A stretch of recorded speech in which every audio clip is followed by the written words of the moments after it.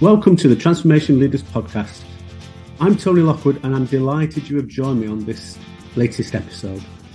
This podcast combines discussions with transformation leaders who openly talk about their experiences, both positive and developmental, along with recordings of the roundtable discussions that we host as part of the Transformation Leaders Hub, where we share and discuss best practices and world-class basics that you can quickly and easily deploy that will help you to deliver successful change and transformation.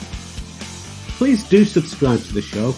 You'll be the first to know about new episodes, and it really helps me to attract more guests onto the show for them to share their experiences with you. Today, I'm delighted to be joined by Barry Robbins. I'll let him tell you more about his background as we get into the discussion, but it's safe to say I found our conversation fascinating, and I hope that you do too. So without further delay, let's get on with the show. Hi, Barry. Welcome to the Transformation Leaders Podcast. It's great that you can join me today. As we do on all of these, it'd be great if you could start off and just give us a little bit of history about yourself, a bit of background, and ultimately how you first got involved in change and transformation. So my name is Barry Robbins. I'm a technology executive. I've led companies and initiatives heavily in the United States, but all over the globe.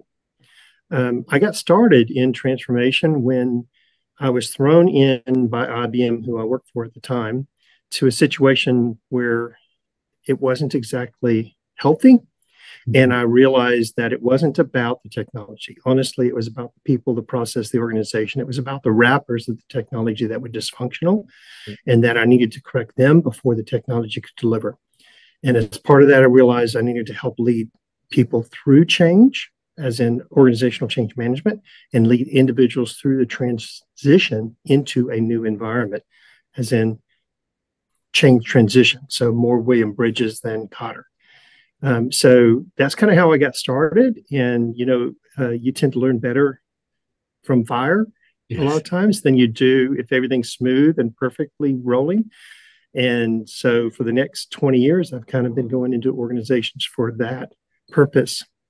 I like to tell people I generally go into an organization for one of three reasons. I go in for a organizational change, merger, acquisition, divestiture. It's almost always after the fact because people don't generally consider technology before the fact, except for a preliminary security audit.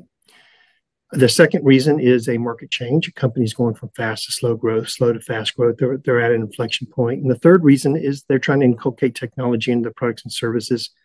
And maybe they don't know how. Maybe they've neglected the technology organization.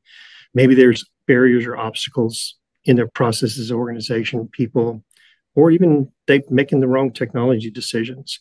And I help them straighten that out. So that's kind of who I am and what I do. Brilliant. And it's fascinating that you brought up right at the start of that the initial project that you got involved in, it wasn't the technology that was inhibiting the delivery. It was the people, the process around that technology. And I find that all the time. And bringing up that right at the start there, bringing up the fact that your role is, yes, focused upon the technology, but all the time it's about taking people on that journey. And I'm sure I'd like to explore that a little bit further with some of your experiences as we go through the show.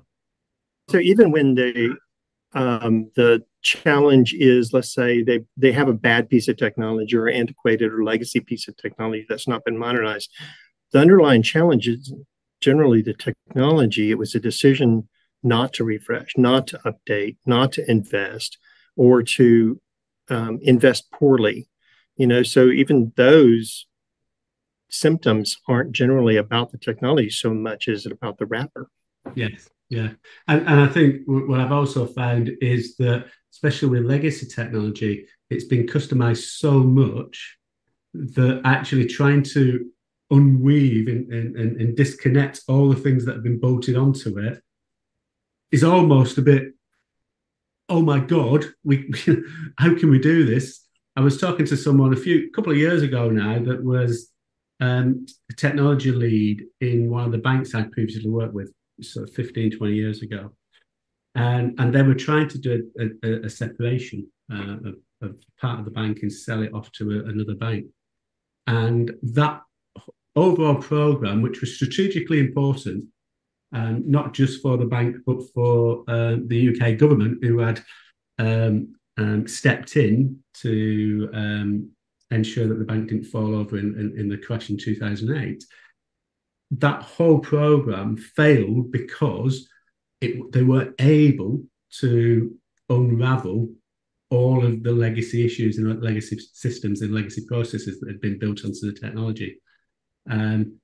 Because during the previous 20 years, as people had bolted other stuff on, they'd never kept a track of it. They'd never put the governance in, all that sort of stuff. So fundamentally, it came down to the people and the processes as opposed to the technology. I think it's an author by the name of Alves, Alves, that articulates there are 15 different kinds of technical debt, not one, 15 different kinds. And that some of those are, bad coding practices, bad infrastructure, the kind of things that you were just kind of discussing. But some of those include people and skills. And, so I think people tend to view the technical debt as a good thing at the time. And that's actually how it gets created. It gets created as shortcuts. We don't want to invest the proper amount, so therefore we're going to shortcut this or cut a corner here.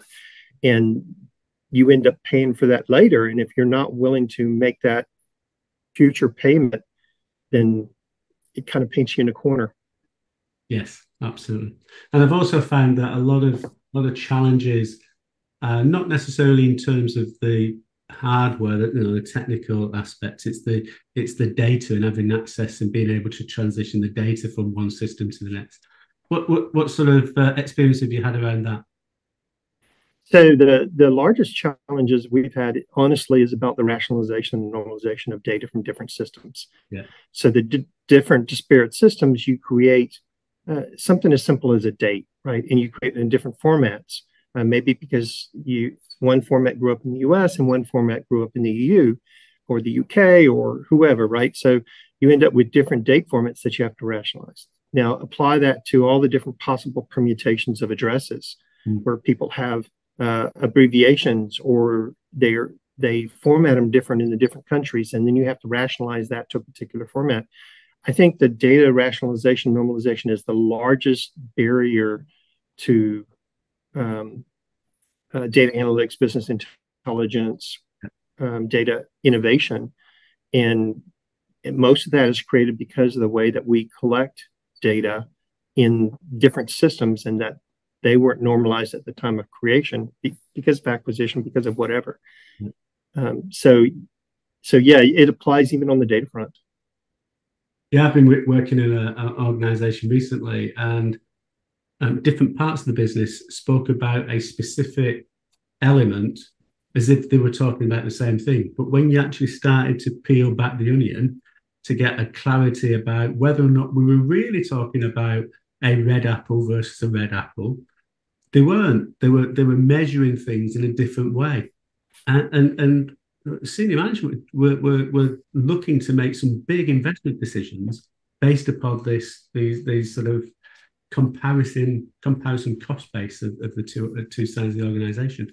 And we weren't comparing apples and apples. We were comparing apples and oranges. And it was as a result of many years past, people have started to evolve what the definition of this subject matter was. And it can make fundamental differences, can't it? And derail lots and lots of potential opportunities. I think that's why my approach for the last, decade plus on acquisitions and divestitures has been pick up the data, don't pick up the systems. Because if I'm trying to integrate those systems, from an acquisition, I don't want to integrate them. I don't want to integrate two different systems. I rather would pick up the data and normalize the data at that time. And on the divestiture side, I would rather leave the technical debt behind, that old piece of code that they want to shove off to the divested organization. I'd rather just pick up the data and turn off all those old systems and put it into a new system, following new cloud first kind of principles, et cetera.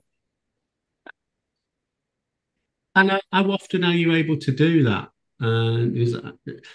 I would have thought that a lot of senior leadership team would be very wary of either dropping existing systems and putting in new systems, or that the inherent change in process and people change that results off the back of that. Well, so it's a little bit of a dice roll whether that is approved or not. It's a lot harder to do that on the manufacturing systems, right? Because you want to be as disruptive to the manufacturing processes as possible. On the retail side, it's a little easier, but it's still difficult. On the back end side, the finances, the personnel, the people, the administrative, et cetera, that becomes really relatively easy. That's just a pure cultural change. Yeah. And in one of those major organizational shifts, you're already going through a major cultural change. And so it sounds like you, at first blush, that you would not want to add cultural change on top of cultural change. But the truth is, it's already disruptive.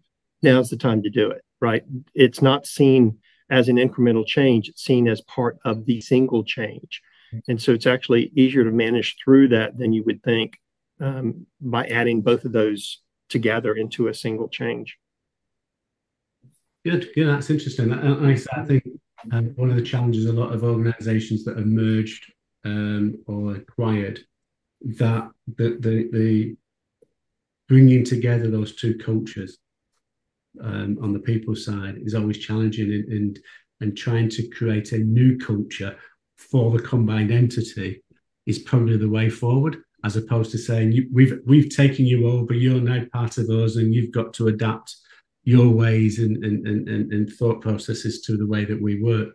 Actually accepting that you're now a different organization, and let's create a new culture and a new way of working. And as you say, new technology on the top of that, makes perfect. It doesn't usually work that way. It usually works such that the organization with the most power to acquire an organization or the divesting organization is the one who kind of can dictate that cultural norm. And almost always, as you say, we want the acquired entity to conform to our culture. Yeah. But the reason a lot of times that you acquired that entity was because of their innovative culture, right? So that kind of spurs our conversation towards innovation. But the reason you acquired them is because they were skunk works, because they were innovative and fast moving. And so immediately, most organizations try and force them into this bureaucratic, gate-based organization, and they stymie the acquired organization and essentially divest the acquired organization of the attributes for which they acquired them. Yeah. Totally agree. And experience of that many years ago, I was involved in, I suppose, what was probably one of the first fintech businesses in the UK, setting that up 25 years ago. And they were very successful, grew very quickly because of the culture that they created, that ability to be very, very agile, etc., etc. After probably 6 or 7 years, one of the big US-based big banks came along and said, we fancy having a bit of this. We want to bring that culture into the organization because what you've been able to achieve was amazing. Come in, they acquired, and literally in 6 months, most of the people from the fintech left because they couldn't get on with the culture within the big one, where there was, as you say, 10 layers of approval before they could buy a stapler. Silly little things like that. And all the value of that acquisition dissipated very, very quickly. So I think that I know that's probably extreme, but that ability to, as you say, embrace new culture and then look to bring the two cultures together and create a new one is often the way to generate that and deliver the real value that you're expecting. I think the challenge there, like for instance, I did an engagement recently that had a large number of decentralized IT organizations. The challenge there was they were inefficient, right? And not in control, and control as in compliance, security. So the balance was figuring out, well, what do you need to delegate to a central authority? Yeah. And what do you need to delegate to a decentralized authority that can move faster, can be more responsive, that's more in tune with whoever the customer or business partner is? That's the balance. And in this particular engagement, that's exactly what we did. We said, okay, these particular functions need to be centralized. And these particular functions can be or may be delegated. So for particular business units that don't want that responsibility, they can report to the shared services, the centralized organization for. And for this set of responsibilities, they're going to be held at the decentralized business unit level. Yeah. But it was a deliberate decision. I think that helps mitigate a lot of the cultural angst associated with those kind of situations, because people know where the guardrails are. When in a base acquisition, a lot of times the acquired does not know where the guardrails are, because those are being formed by the parent organization, the new parent organization, as they go.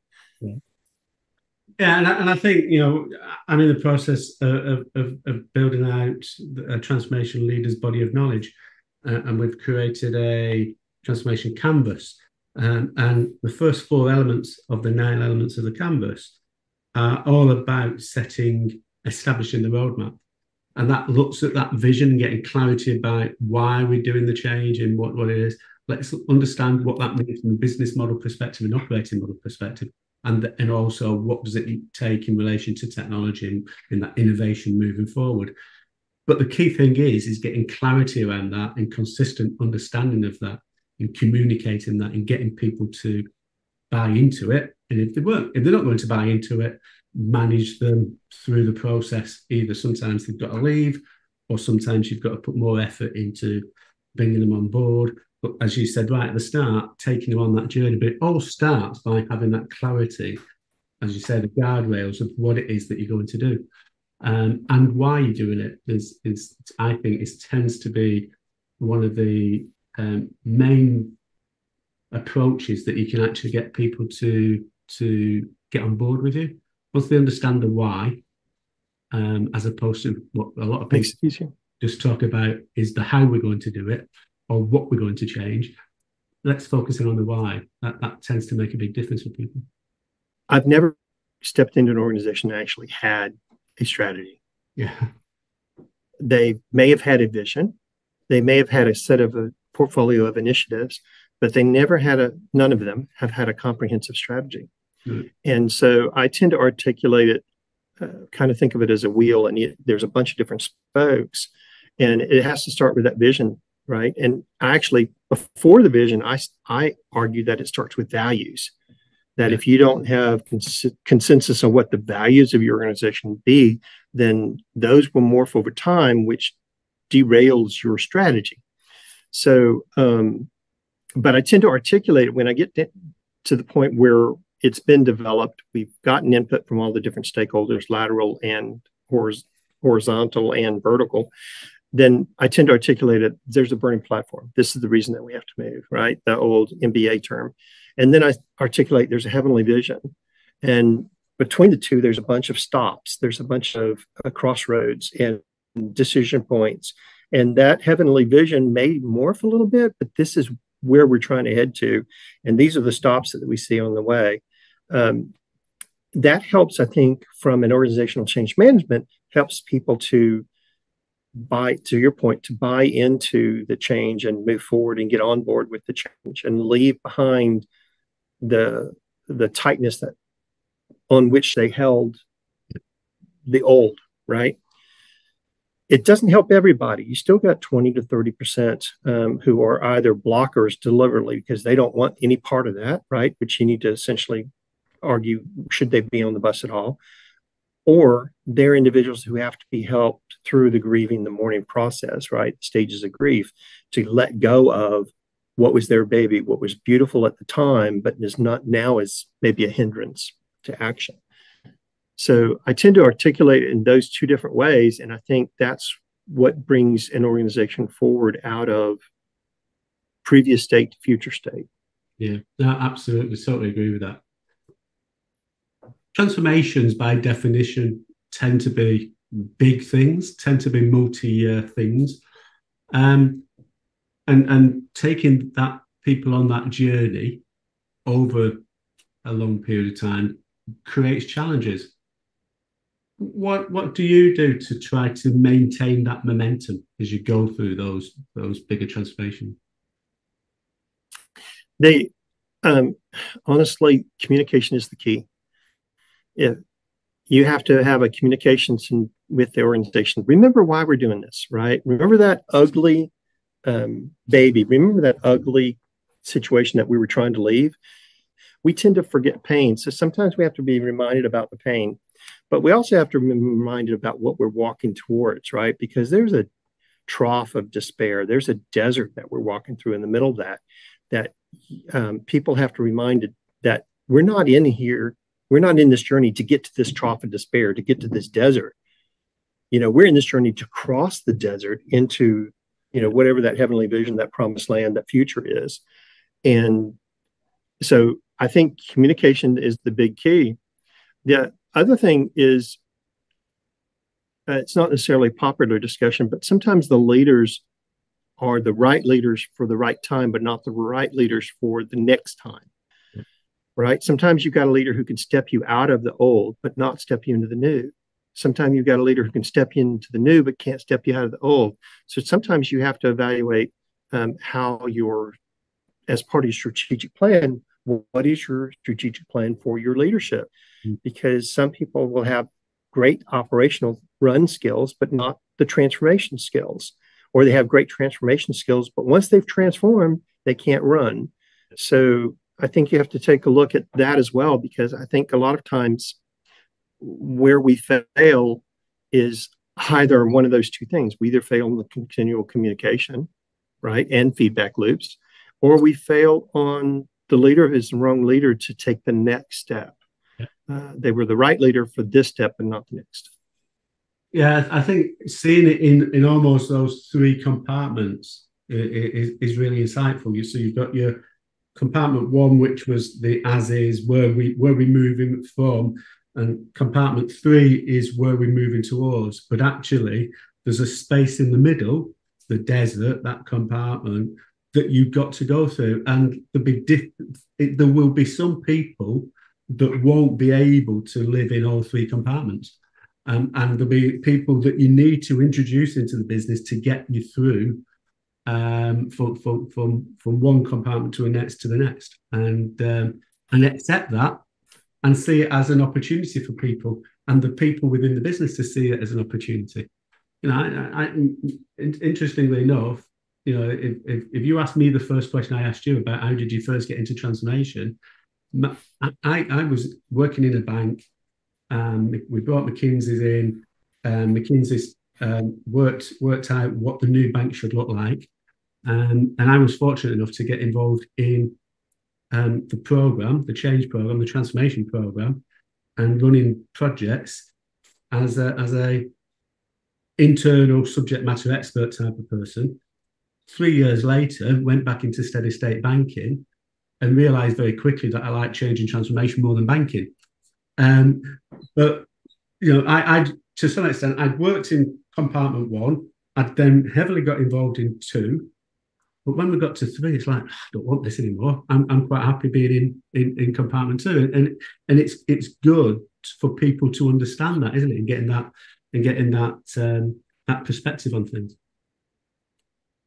I think a lot of leaders, when they hit that compartment two, that desert, they derail themselves. They abandon their strategic plan because of the pain, the heat of the desert, right? The political heat, the heat from associates or stockholders or whatever it may be. And they abandon the change there because they underestimated how hot the desert was. Yeah. But a lot of times it may have been that they didn't have the right strategy, but most of the time it's they had the right strategy. They just don't have the tolerance for that pain, knowing that pain is temporal. So what do you do with those leaders then in terms of helping them through that pain? I think it starts at the beginning. If you're, I usually come in the middle. I come in during the pain, right? But it starts at the beginning. If you can paint the picture and let them know that this is going to hurt, right? Okay, I've got a broken leg. I need to go to the doctor. A doctor needs to set the leg. Well, setting the leg isn't painless, Yeah. right?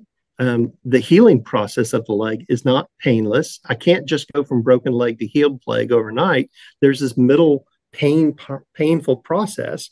So I think you have to explain it in kind of those terms so they understand, and then you help them to estimate correctly where the pain points will be, and that's kind of a risk profile. You have to help them estimate where the pain points will be. Now, when you're in the middle, a lot of times it's you have to assure them, okay, this is normal, this is expected, right? Your employee engagement will go down because you've implemented this change, right? The minute you implement change, engagement goes down. Why? Because of a sense of insecurity associated with the job. So this is normal. So what do? Okay, here's the actions you take to help and bolster employee engagement and make sure they understand where you're going, et cetera. So you kind of help them through that process. And then sometimes it's that the strategic plan needs to change. It's 5 degrees off, right? They didn't listen to the feedback. They didn't listen to the signals. The general direction's right, but they're 5 degrees to the left, 5 degrees to the right, and it needs to be modified. And that modification, that sense that from an organization that they're being heard by the leader, I think is also very effective. Yeah, I think you're absolutely right. I think the whole concept of helping them to accept where they are is normal. That's what you should be expecting. That there's a great graphic I've seen that sort of says if you expect transformation to be point A to point B in a straight line, you've got major worry, because actually the part 2 of the cartoon is just this squiggly line from point A to point B. But that's exactly what it is. It's all right. You have to set off and really understand where point B is, but getting from A to B is not going to be easy. It's not going to be a straight line. There's going to be lots of ups and downs and troughs and mountains to go through. But let's just accept them. And when we're in the down, let's accept it. And when we're in up, let's celebrate it, but understand that we're probably not that far from seeing another valley again. And helping people to understand that, whether it's a leader or whether it's a frontline staff, I think is a critical skill of the transformation leader who's taking people through that change. And you just raised a great point, because a lot of times culturally we have difficulty with celebrating progress. We oftentimes celebrate progress incorrectly, or we don't celebrate progress expecting, oh, we haven't arrived, so we can't celebrate yet. But I was part of an organization where they celebrated the end when they were in the middle. Yeah. Wrong, right? But I have the mantra that says progress is measured in the rearview mirror, right? If you, in the United States, Texas is a huge state, right? If you try and drive across Texas in one day, you're going to be surprised that you're not getting anywhere. It's going to feel like you've just been driving forever and you're still a long way from reaching your goal. But if you look in the rearview mirror and realize that you started, a day ago, and the border of the other side of Texas is way back behind you, then you recognize you've come a long way. So sometimes the success isn't about, are you there? It's about, we've made progress to get there. Okay. So I think you raised a great point. Yeah, I use the cycling analogy quite a lot in terms of professional cycling and the big tours like the Tour de France, where I can't remember exactly, was it 26, 27 different stages, and every day someone celebrates a win, but the rest of the people celebrate getting through that stage. So yeah, you go have some wins, but ultimately, as a group of people in that peloton, getting to the next threshold for the next day is a major success. So let's acknowledge and bring people on that journey pat people on the back that when they achieve those key critical milestones. And it's a 2,500-mile team sport, right? Whether we're talking about the Tour, the Giro, or the Vuelta, it's 2,500-mile team sport. The Durango kid just won the Vuelta. He wasn't supposed to win, right? But he had so much success early on that his team supported them. So if you forget that it's a team sport and you look at it as a bunch of individual contributors, you fail as well. I use sports analogies a lot, and I think cycling is a really good analogy for lots of stuff in business. As you say, you've got a cycling team of 8 to 10 people, and their whole focus is to get their leader through that finishing line first. I think there's lots of fascinating similarities with that you can bring across into business. So we're coming towards the end now. We tend to finish off with one question, which is, throughout your career, with all the experience that you've gained, the successes, maybe some things that you've been involved in that's been less than successful.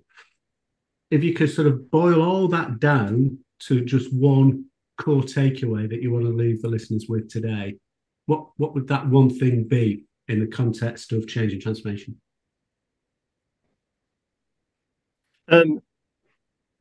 So we haven't discussed it, but you know that I'm pursuing my PhD, and I'm in the middle of the dissertation process. And my PhD research is around innovation. Mm-hmm. And people oftentimes assume that innovation and transformation are synonymous, but they're actually not. Transformation is about applying knowledge from either inside or outside your firm, known knowledge, right? Things people already know, to bring value to your organization.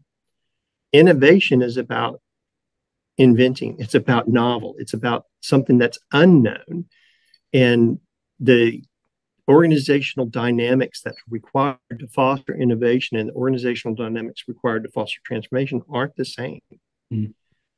But yet we tend to equate and assume that they are, which I think, going back to our early conversation, it's why many acquisitions that are required for innovation or required for agility or required for those attributes fail, because they don't recognize that transformation and innovation culturally are distinct entities. Yeah. So your one takeaway from that then is treat them separately, treat them differently, treat them independently. Treat them differently, separately, independently. There is a lot of times overlap in the outcomes, but culturally they're distinct entities. Encouraging transformation is still a disciplined process, where encouraging innovation tends to be an undisciplined process. Mm-hmm. You may use particular disciplines to enable it, right? As a foundation, for instance, you may still use disciplines around organizational design. For innovation, you design a skunk work. For transformations, you may design a SWAT team. So in that sense, they're similar, but the freedom associated with each organization are distinctly different. Mm-hmm. So the takeaway is, you have to recognize what is your goal, and is your goal innovation or is your goal transformation? For the vast majority of firms, whether I'm talking about the Fortune 10s or SMBs or even startups, most of them are about transformation, not innovation, which means that your path forward, right? We talked about the burning platform, heavenly vision, and the train stops. Those are different. It's a different roadway. It's a different interstate. It's a different pathway than you would have for an innovation, where you don't know where you're going. So what you need to do is you have to provide them a freedom to be innovative, to be creative, and that your organization that tends to stifle innovation because of the gating, it needs to change to support the innovation and remove some of those barriers. I know I said we were coming to the end, but this raises another question. Do you frame the innovation? And if you do, how do you frame it in your experience for success? Yeah, so I'm gonna mix the answer between experience and between what I'm doing with my research, right? So there is a difference between, so let me back up here. This is a little bit 5-minute conversation kind of thing. So a digitization is a transformation of something that's analog into a digital form. Yeah. Right. So digitalization is about applying a digital technology into a different context. Right. Digital innovation is about applying known digital components into a new construct, product, or service. All of those kind of require a body of knowledge. So it's very difficult to innovate if you don't have information, if you don't have knowledge. So I argue, and it's part of the research that I'm doing, I argue that you have two core requirements. You have a common knowledge requirement across your organization and outside extra to your organization that feeds market knowledge, customer knowledge, vendor knowledge, supply chain knowledge, competitor knowledge into your organization. And that you have a process inside the organization and maybe potentially outside with vendors and partners and customers that allow them to participate in that innovation process. Those two attributes, I think the knowledge allows people to identify what's going on and be able to see an opportunity. Mm-hmm. And the common process across those organizations allow people to be able to voice their need, support, desire to have that opportunity realized. And I think the two of those, the identification and the support, collaborate to make an innovation successful. The voicing itself tends to act as a self-determining guardrails that prevents something. Well, okay, yeah, that's a great innovation, but you know what? That's not what we do. We're not good at that. We're never going to be good at that. And that constructive tension, that argumentation is also healthy, right? Because, okay, well, maybe we're not, but maybe we need to spin off a company, create a company, do something that is going to be good at that. So it opens up additional opportunities around the innovation side because of that argumentation. So there have been companies where they said, okay, I want you to spend 4 hours a week just blue sky thinking. Yeah. About what? Where are you getting the information from? Some of that may be good and healthy occasionally, but I tend to think that a formalized acquisition of knowledge and a formalized process for innovation facilitates that blue sky thinking and provides guardrails so that it becomes more productive and realize a benefit to the firm and the society as a whole. Yeah, great. Well, thank you very much for that, Barry. I think it makes it a lot more clear in my mind two things. One, how you should structure innovation perspective within an organization. But again, as you say, the differences between innovation and transformation. That's been really useful. Thank you very much. Look forward to hearing more about the dissertation in due course. Hey, Tony, thank you very much for your time. I appreciate it. Thanks, Barry. Really great conversation, and I'm sure our listeners will have enjoyed your stories and approach. I trust that you have found this episode insightful, and my wish is that you have found at least one nugget that you can take away, consider and deploy into your life, both business and potentially personal. This show is sponsored by the Transformation Leaders Hub, an exclusive community for those working in change and transformation. If you wish to check out the community, please go to www.thetransformationleadershub.com and sign up today and join your peers from around the globe. If you've enjoyed the show, please do subscribe and leave us a 5-star rating. It really does help us to share the message with a wider audience. Also, feel free to reach out to me if you have any questions or indeed thoughts on a future episode. My contact details are in the show notes. Once again, thank you for joining me today, and I look forward to sharing more episodes with you in the near future. Bye for now.